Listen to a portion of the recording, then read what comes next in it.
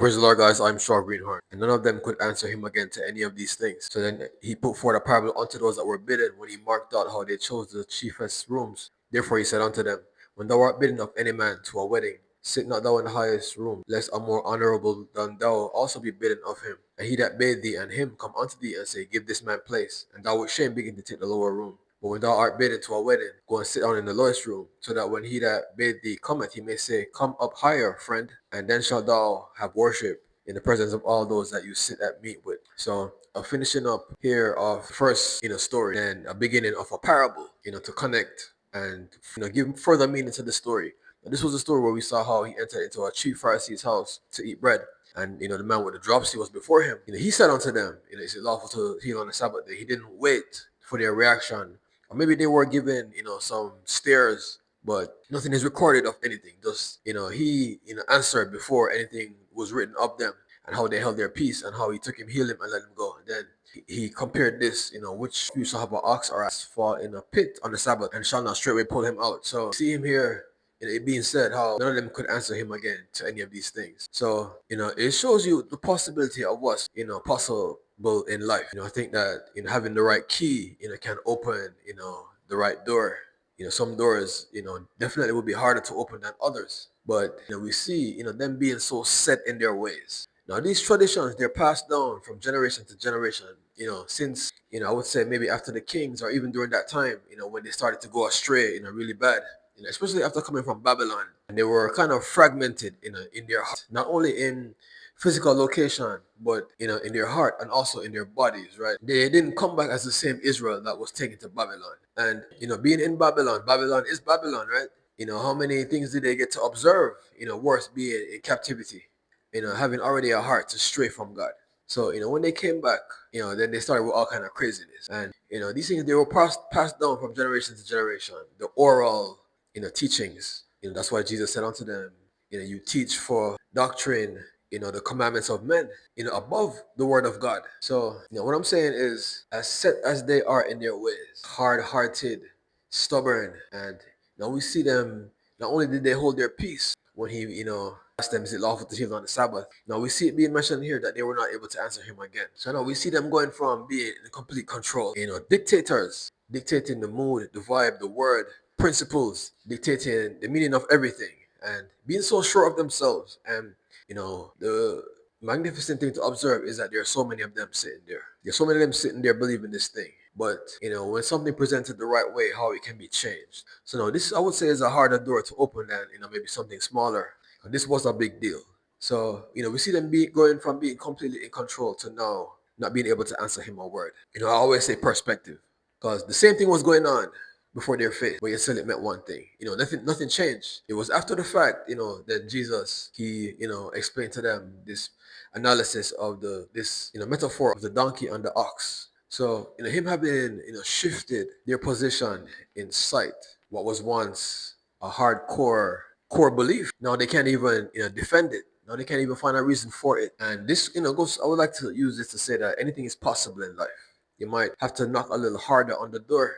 And that's why, knowledge and, education, self-development, these things, they open these kind of doors. Because all it takes is a shift in thinking. All it takes is a little light burning. He just said, no man when he had lit a candle that put it under a vessel or under a bed, but set it on a candlestick that all that enter in may see the light. Because this little light burning gives light to the whole room. And how small a light is it? After much reading, after much schooling, after much self-development and things like that, after much trial and error, you attempting things and failing, one day it just hits you, one little light, and this little light, it takes you, and how it permeates the whole atmosphere, and this little light, it gives light to itself, and how it can carry you so far.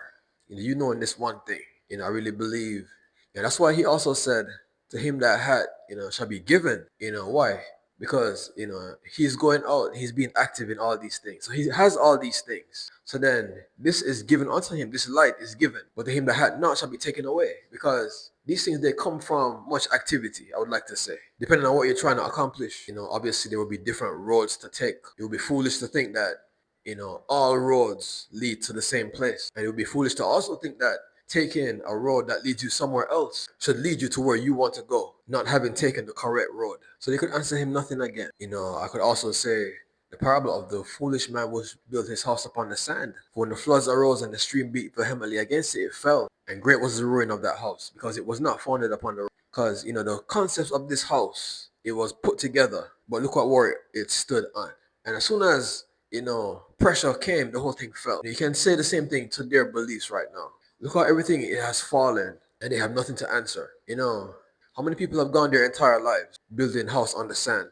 And they get to the end. Hopefully they get to see it crumble. I would even say, just by the law of possibility, how many have died not even having seen this house on the sand crumble and went to their grave believing that it meant something. What use is it to spend your whole life, building something, but then having missed, such fundamental principles that what you're building is nonsense, and you never get, rebuked, you never get disproved, you never get to see an alternative point of view. You never get enlightenment on this thing. I can ask how many people are living their lives completely right now in this, position. Because like I said, the same thing was happening. This man was there and they were watching him, ready to complain because it was the Sabbath. But then Jesus, he just moves some things around. And then he said, okay, now look at the picture.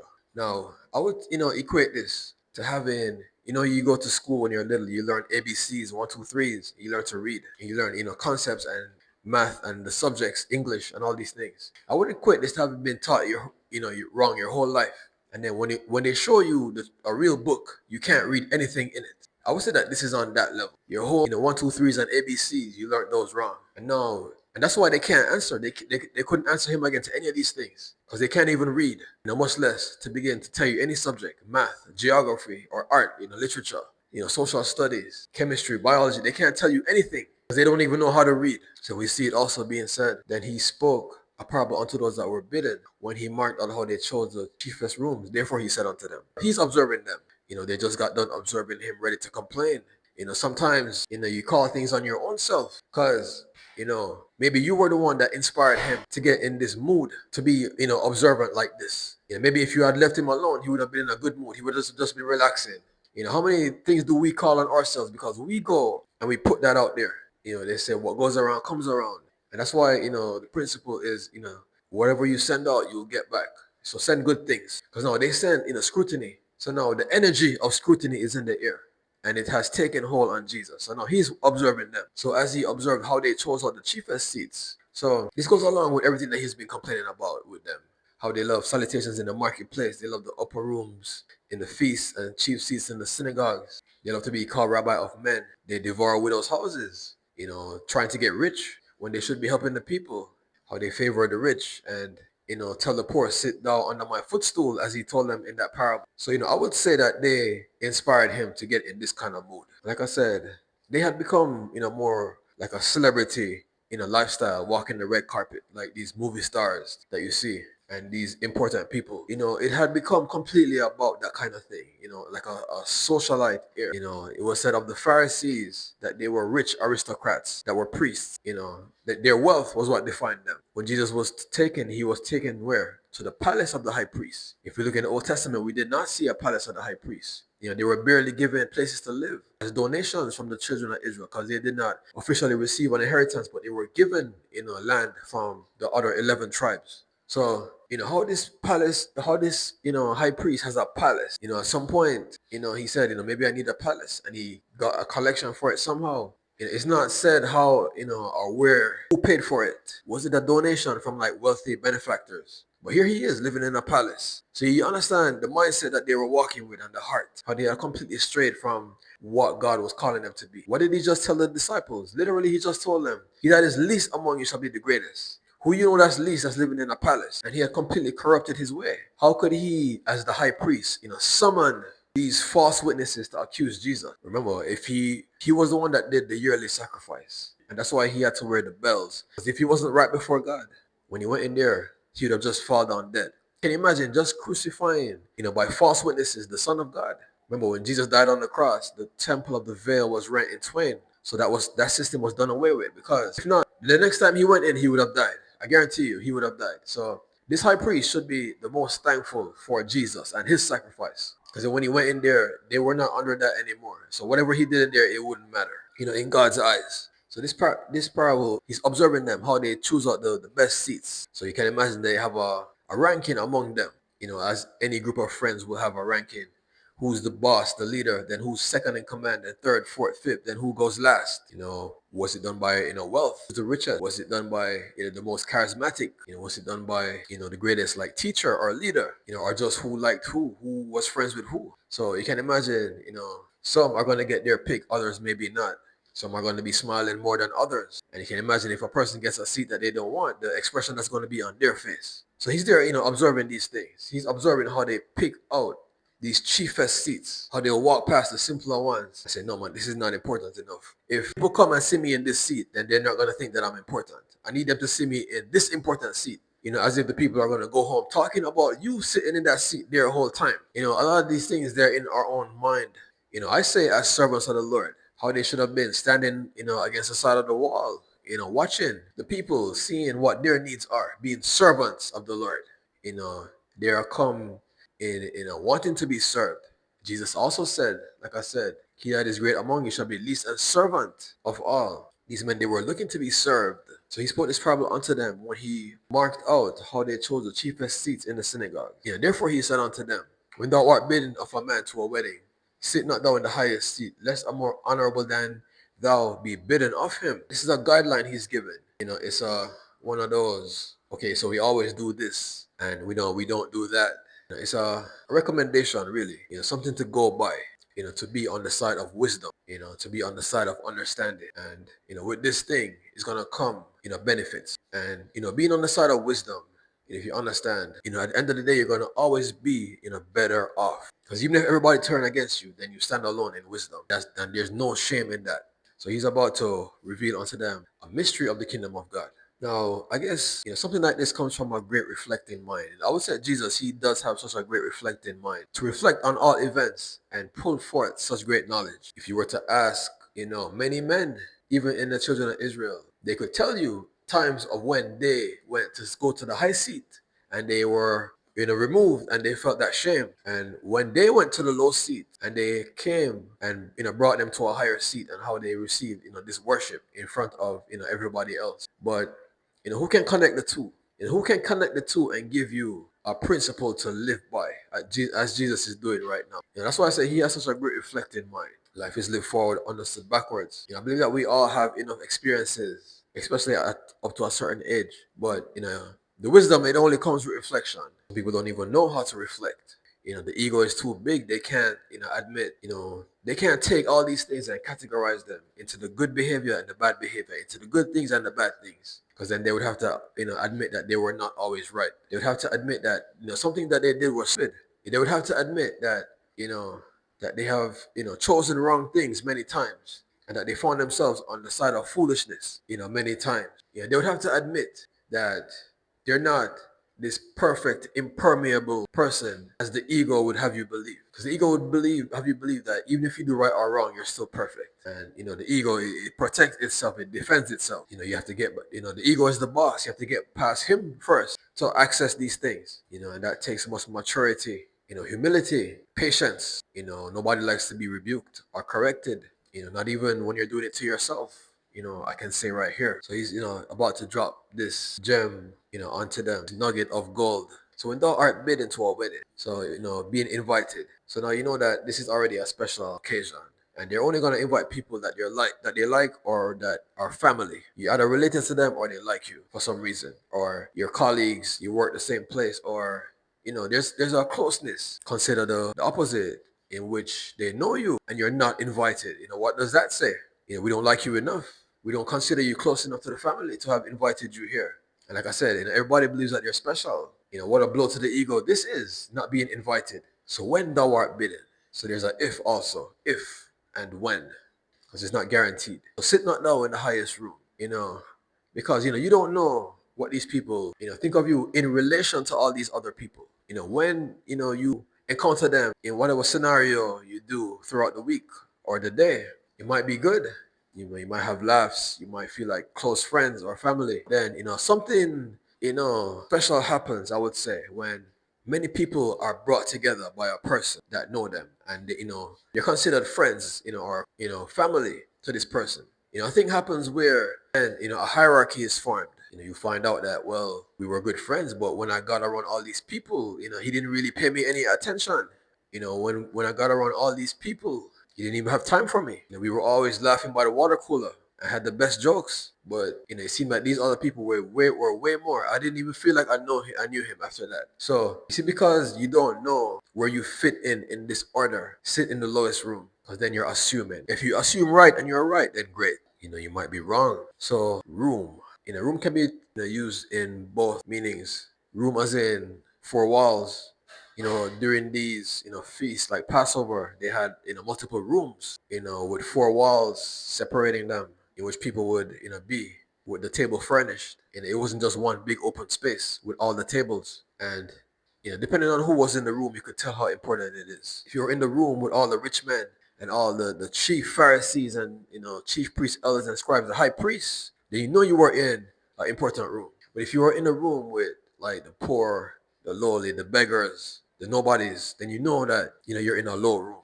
Room can also mean in a place, like a seat at the table. And even in this case, I think that the table would determine how important that seat is by who else is sitting there. Like I said, you might be surprised to find out where you really fit in, because you've been encountering this person without these other people around.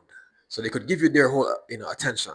You could have all the room and space in their world, temporarily. So when thou art bidden to a wedding, sit not in the highest room, lest some more honorable than thou be bidden of him. So he invited you. You probably don't know who else is going to be on that list. So now, more honorable there's many things that can be a person's title, like, King Herod or Pontius Pilate, the governor, that kind of title honor. It could be, family members, close friends that the person grew up with, business partners. You don't know what this person is doing when they're not in your presence. You don't know whose presence they are in.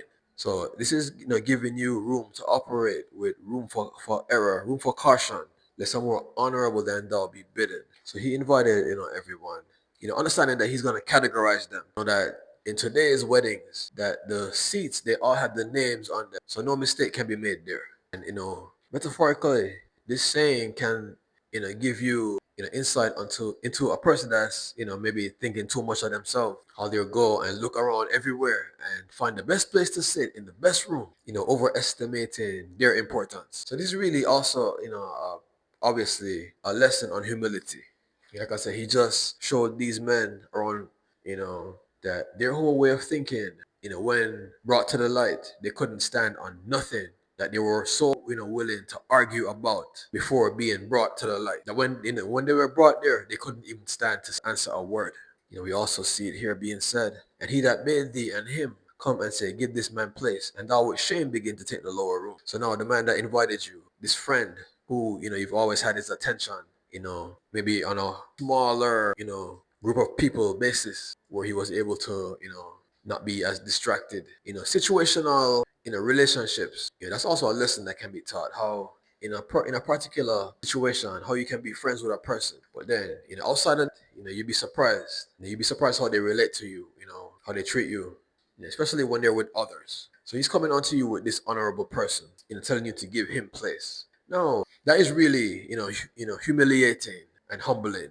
Because why couldn't he have put this person somewhere else? I'm sure that there are other honorable places.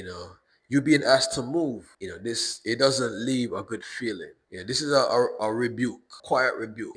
It's a reframe. Also, why do you think that you were important to sit here? Now, this person is important. Give this man place. Like I said, he that is, great among you shall be the least and servant of all. But they were not living by that, principle. They wanted to reign, as what Jesus said, the princes of the Gentiles, they exercise lordship, over those that, are beneath them, how they reign and rule over those that are beneath them. You being asked to leave, that puts you in a servant position and puts this person in a ruling over you position. And if people are around, they're gonna see that. So now every time they see you, they're gonna remember that.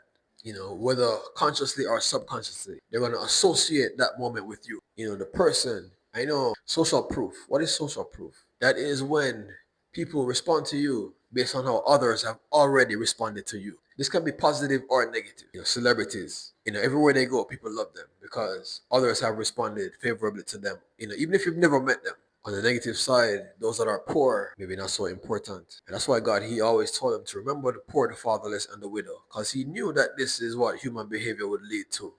He even ended up taking such a strong stance. Blessed be ye poor, for yours is the kingdom of God. You've been left out your whole life. Now God is gonna lift you up. Woe unto you that are rich, for you have received your consolation. Because with that consolation came all these things, all these high seats, other people being asked to move. You feeling so important. It's like you've received your importance, for many lifetimes. Let now others have a chance. This thing is not married to you. And this is a rebuke from God saying that, well, you think that you can come in my kingdom and continue to receive these things when others did not. No, you have received enough and you shall get no more. Give this man place. You've been asked to move. You've ever seen them moving, homeless people off the streets. That's kind of the image that comes to mind. It's like take up your cardboard and your bags and your dirty clothes and we gotta move you. You can't stay here. People are complaining. They don't want you here. And these poor people, right? They have nowhere to live, nowhere to go. And they're outside, which, God created outside, right? You're not inside anybody's building or anything. And, you're asking them to move. How humiliating, is something like that. So give this man place and now we're going to move you. You don't get to be a part of all the laugh and the cheering, the good vibes. And if you understand how human energy works, this man, he now takes your self-esteem. This man that you're giving place to, guess what? Now he takes your self-esteem. That's how it works. He takes your self-esteem, and that's why it feels so shameful. That's why you feel so bad, and that's why he's gonna feel so good. Because he literally now has taken your in a bag of self-esteem that you had in that moment. That's why he feels so good. That's why you feel so bad. So now you're sitting down in this lower room with no self-esteem, and it stings. It stings, literally stings like scorpion tails hitting your skin. You're thinking, man, I'm never coming back here. Why did I come? Next time you see this friend, you're not gonna, I don't know. People can have two kind of reactions to something like this. When you see him at the water cooler at work next time, they can either suck up to him more, trying to win him over, up to him more, trying to win him over. Or some people, they go cold and they, give you the dirty looks, dirty eyes, bad energy. They freeze you out. So give this man place, and thou with shame begin to take the lower room. Like I said, because he has taken your self-esteem and everybody has seen it. And now they know that you can be rebuked in this way. So now when they interact with you, they're going to have this in their minds and they're going to, maybe treat you away, because they saw this happen to you. So that's the thing, to watch out for yourself, right? So we see it also being said, but when thou art bidden to a wedding, go and sit down in the lowest room, so that when he that bade thee come, he will say, friend, come up higher. And then shalt thou have praise and worship in view of all those that sit at meat with you. So now he's presenting the alternative view. All these important people are sitting down, and then now you are brought in. Just like that other honorable man, he was brought in. Now you are brought in. Coming from a lower place. There's an introduction, that you probably are not going to know these people. Maybe you do. But this is the host. So, they have all the authority here. They dictate the terms, they dictate the frame, they dictate what everything means. And, they're assigning an escort unto you.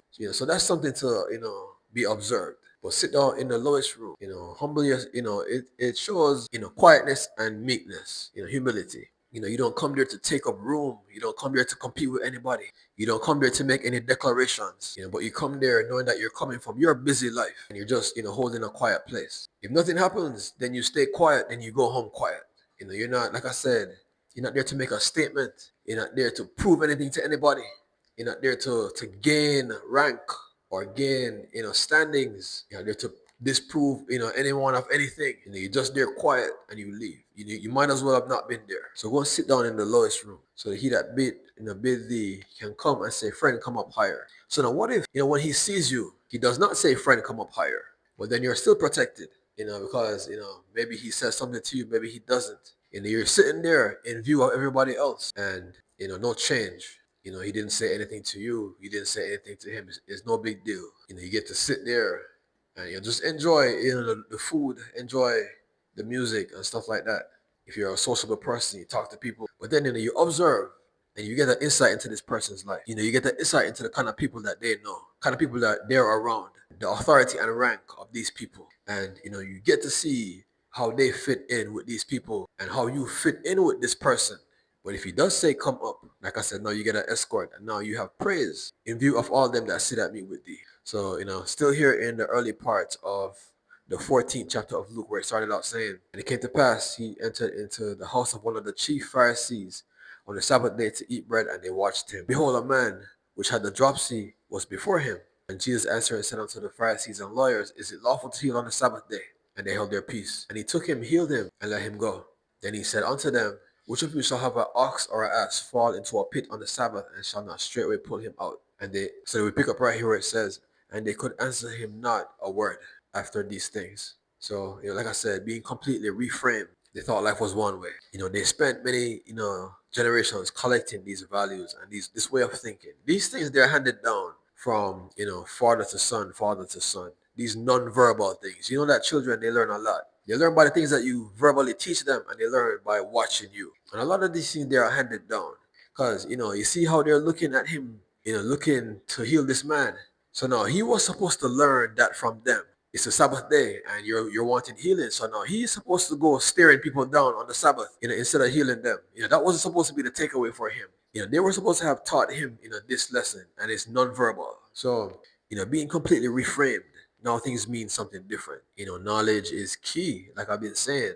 So now this little fire that he put there, they could not put it out. And it burned all the way through. And they had to look at it. So now, it's their job to go and collect new evidence from life, in alignment with this belief and understanding. So that, next time when something like this comes around, they can have good reasons to answer.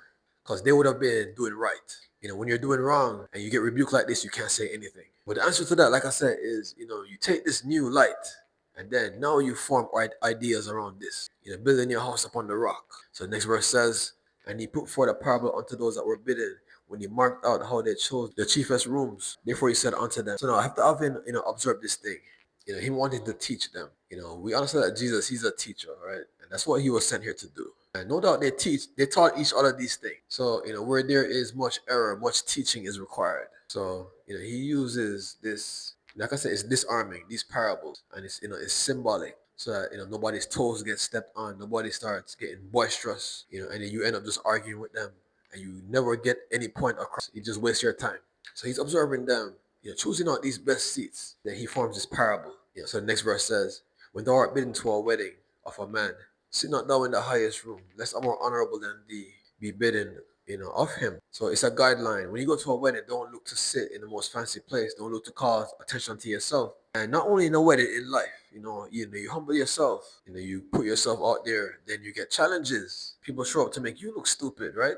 Whereas if you observe, and learn, collect knowledge and increase. So when thou art bidden, sit not in the highest seat, less are more honorable than thou. Because you don't know the whole picture. If you've been there many times and you know everybody that's there, then you can start to make calculations. You can say, well, I'm this important, therefore I should be able to sit there. I'm this important, therefore I should be able to do this. I'm this important, so I can get away with doing this. But, only after having studied your environment long enough, then you can start making. So he's saying, don't make any calculated conclusions, not have all the information ready. So the next verse says, he that bade thee and him come unto thee and say, give this man place, and thou with shame begin to take the lowest room. So the man that invited you, he's bringing somebody more important to move you from this seat. Another level of absurdity. Who told you could sit? And what made you think you could sit there? So he's bringing this man, escorting him. So now he's wearing your status as well as his, because he just took yours when he got this seat. With shame, you begin to take the lower seat. So the last verse says, when thou art invited to a wedding, sit thou in the lowest room, so that he that bade thee, when he cometh, he may say, friend, come up higher. Then shalt thou have worship in view of all them that eat at meat with thee. I'm Straw Greenhorn.